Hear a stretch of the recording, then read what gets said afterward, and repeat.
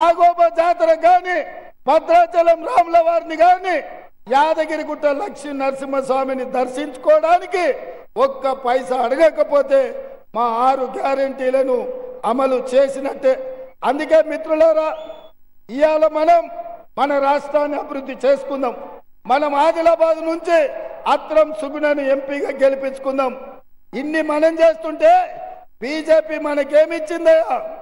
ఒకసారి తీసుకో, అది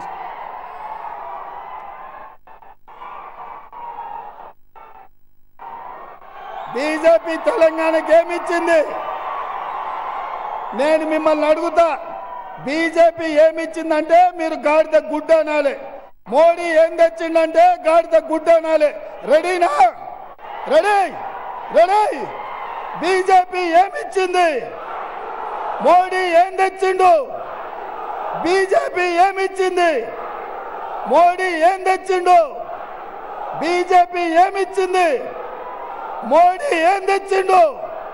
మరి నేను అడుగుతున్న ఆదిలాబాద్ బిడ్డల్ని, మనకు గాడిద గుడ్డిచ్చిన బీజేపీకి కర్రు కాల్చి వాత పెడతామా లేదా? సిద్ధమా? బీజేపీకి కర్రు కాల్చి వాత పెడతారు కదా. అత్రం సుగుణకు 1,00,000 మెజారిటీతోని ఇక్కడ ఎంపీగా గెలిపించాలి.